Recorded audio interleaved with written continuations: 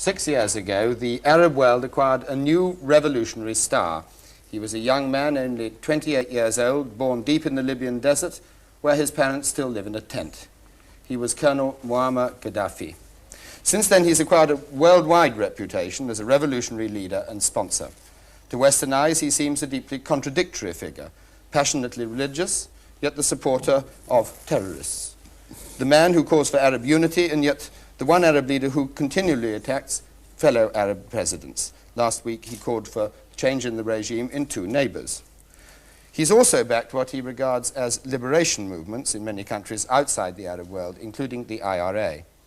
Though they may look inconsistent to outsiders, he believes his own ideas to be deeply consistent, and he has pronounced his own worldview in what he's called the Third International Theory, as distinct from communism and capitalism. Do you reject communism?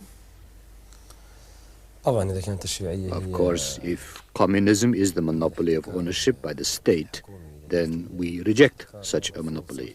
We reject monopoly, whether in the hands of the state or of capitalism. And if communism means being neutral in philosophy, then we reject this neutralism because we are believers in God. By the same token, why do you reject capitalism?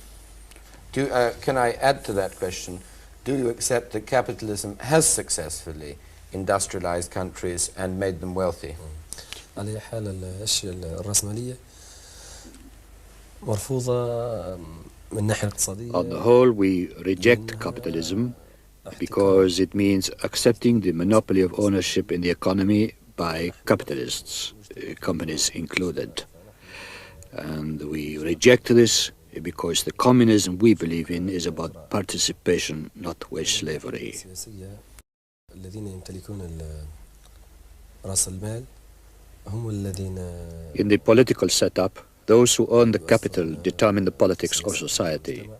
This is contrary to democracy, because democracy is the rule and authority of the whole people. Can I ask you why you support the IRA in Ireland? Because Ireland is a nation struggling to become independent from Britain. I said the IRA because the Colonel is aware, I presume, that Ireland has been independent for decades. إذا كان تعترفون باستقلال إيرلندا. Then if Ireland is supposed to be independent, British soldiers must be in Northern Ireland to colonize part of the country. Could I ask you about one incident which I must admit President Sadat himself told me personally about this summer, and which was written about too, which affected the British, which was the QE2, the Queen Elizabeth liner. He told me that there was one point at which you wished to sink that ship when it was on charter and going to Israel. Was that a true story or was it a false story? What interest does this have for public opinion in Britain? It's a British ship. It's a famous, named after our Queen. What was the ship doing there? It was on charter to take people to Israel. إذن هي أصبحت Then طرف. it is a part of one party to the hostilities and in conflict with the other party. طرف مع طرف آخر في حالة حرب مع طرف ثالث. So you did wish to sink it? أنا لم أصل بعد. I haven't come to that yet. I'm still talking about the ship and its relevance. Your questions show that you don't trust and believe what Sadat said. You might answer me in English on this point, because Colonel Gaddafi, you came to England when you were in the army for an army course for 6 months. And could I ask you what you remember of England and what you liked about it, or perhaps disliked about it? Yes, I attended a course. I have been in England since 1966, from April to August. You had the best months? I was in Beaconsfield, a village called Beaconsfield, in army school. In fact, we ill-treated in that place from some British officers. I think those officers were Jews, maybe Jews. But ill-treated in what sort of way? In many ways. They ill-treat us every time. By being rude or by being bullying or? In their all behavior towards us, they ill-treated us. They hate us anyhow. Is it true, Colonel, that when you came to England then you brought your tent? I have read the story that you brought your tent with you. Why did you do that?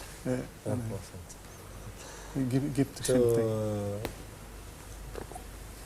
To show the people in England how is our life. We are in tents because of colonization. It is a result of colonialism. And the country is what he calls a Jamahiriya. It's run by a new system of direct democracy. Colonel Gaddafi has tried to explain his new concept of government in what's called the Green Book, dealing with the solution of the problem of democracy. His third universal theory isn't capitalism or communism, but a system of popular committees and commissions who are always referring their decisions upwards. And the Green Book says some pretty remarkable things about political systems outside Libya. Parliaments are described as a misrepresentation of the people, and parliamentary governments are a misleading solution to the problem of democracy. On parties, on page 23, he says, the party is the contemporary dictatorship. It's the modern dictatorial instrument of governing. But perhaps the most significant passage is the very last sentence in the whole book.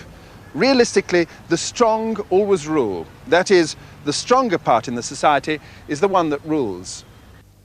How can the new form of government you have here in Libya meet the needs of the people when there are no parties and no parliament and no opposition? And no government also. And no government. How is that possible? The authority of people. Some people would say that this is a way of disguising a one-man state. No, vice versa. It is the opposite. It is the people replacing one man. How is it possible for this country to be governed without a parliament, without a government, without parties, without an opposition? Is it not true that you yourself still have ultimate authority here? Through popular conferences, popular committees and syndicates, and the People's General Conference. This is a direct democratic way. But we don't blame the people in other countries, for they are governed by the tools of dictatorships. You cannot imagine that there is a country with direct democracy, or that there is a people's authority in the world. But it suffices that we are the first Jamahiriya on earth, or the only Jamahiriya in the world. But when Sadat started peace overtures with Israel, he became, in Gaddafi's eyes, a traitor to the Arab cause. Sadat, in turn, called him the lunatic of Libya.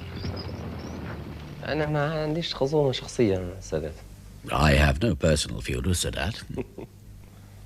But when he calls you something like the lunatic of Libya, how do you feel about that? He is not a doctor, and this indicates that he himself is a lunatic.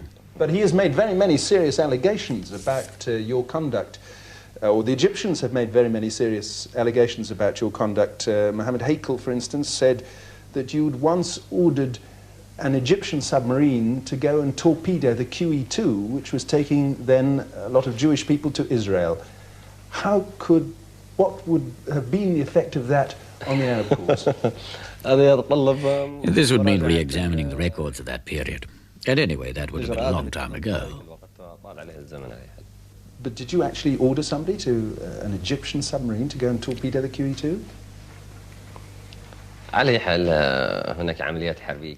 In any case, there are many military operations between us and the enemy, and it is impossible to follow up each incident.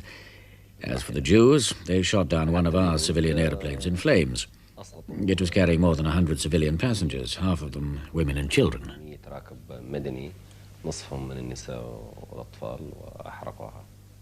But it's actually true then that as a retaliation for that, you were actually considering ordering an attack on the QE2? There is no answer other than the one I just gave you.